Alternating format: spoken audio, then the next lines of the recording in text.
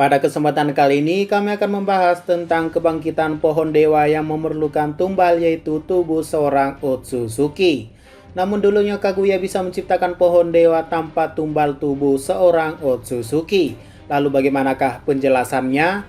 Sebelum masuk ke pembahasan, bantu kami dengan klik subscribe dan like-nya ya. Oke, jadi mari kita mulai saja pembahasannya. Berdasarkan penjelasan Amado dan Ishiki pada chapter 51, kita akhirnya tahu syarat untuk menumbuhkan pohon dewa sampai menghasilkan buah cakra adalah dengan cara menumbalkan tubuh Otsutsuki kepada pohon dewa tersebut.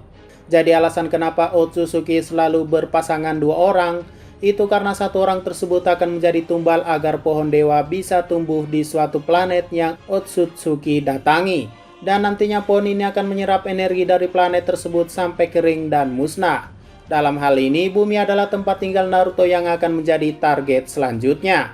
Nah, jika benar begitu, kenapa Kaguya masih hidup dan bisa membangkitkan pohon dewanya?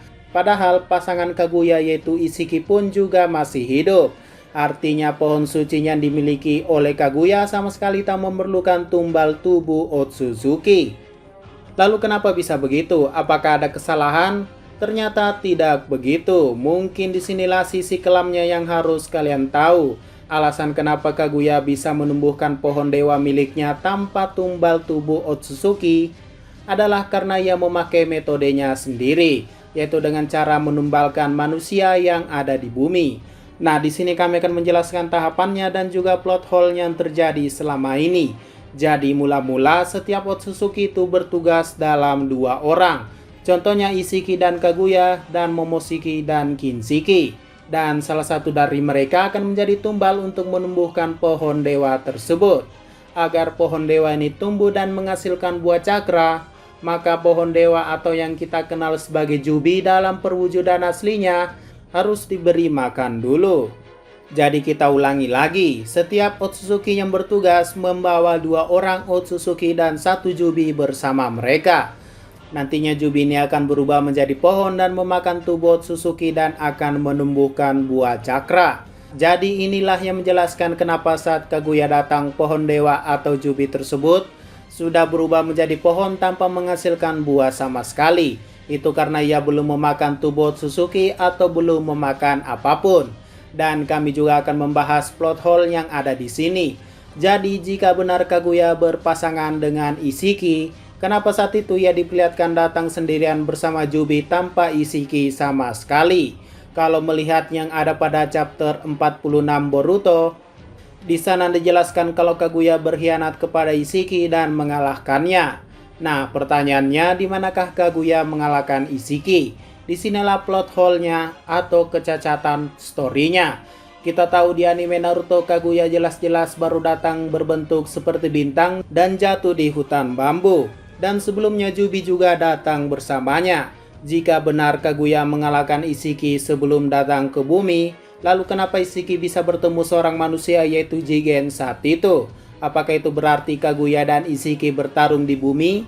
Dan jika benar di bumi, sejak kapan? Apakah sebelum ia jatuh ke hutan bambu ataukah setelah ia memakan buah cakra? Kalaupun setelah memakan buah cakra atau sebelum Hamura dan Hagoromo lahir, kemana Ishiki selama itu? Inilah yang menjadi plot hole-nya. Oke, kita kembali lagi. Dalam kasus ini sepertinya Kaguya lah yang menjadi tumbal dari ritual tersebut. Sehingga Kaguya yang tak terima dirinya mati malah menyerang Ishiki dan memiliki rencana lain untuk menguasai bumi sendirian. Inilah yang menjelaskan kenapa Kaguya takut kepada tiga orang yang akan datang dan menciptakan Setsu putih.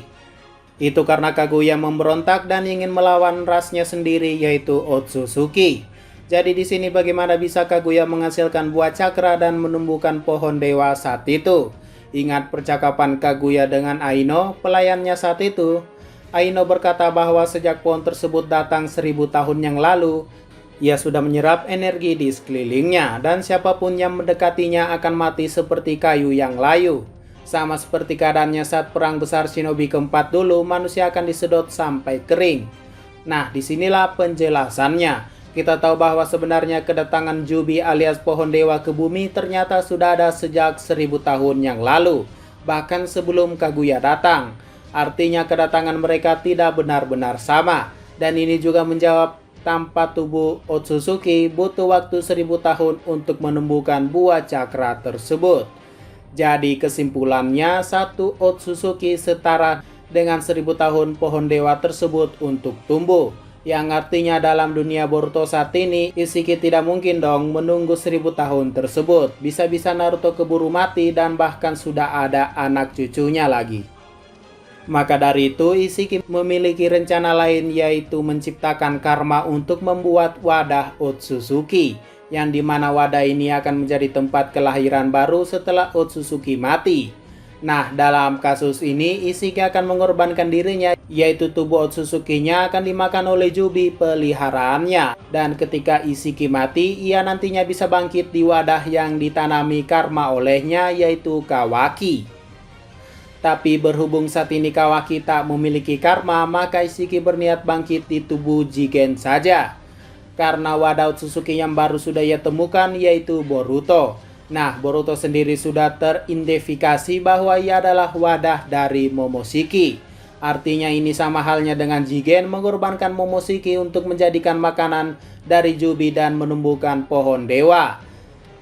Oke, jadi di sini sudah paham ya. Petunjuk lainnya juga bisa kalian temukan bahwa satu tubuh Otsutsuki setara dengan buah cakra. Itu sudah diperlihatkan saat Momoshiki memakan Kinshiki yang berubah menjadi buah cakra. Tapi tidak sekuat jika tidak dimakan oleh Jubi. Makanya Momoshiki gampang lelah dan kalah saat itu. Dibandingkan dengan Kaguya yang tak bisa kalah dengan mudah karena memakan buah cakra langsung dari pohonnya.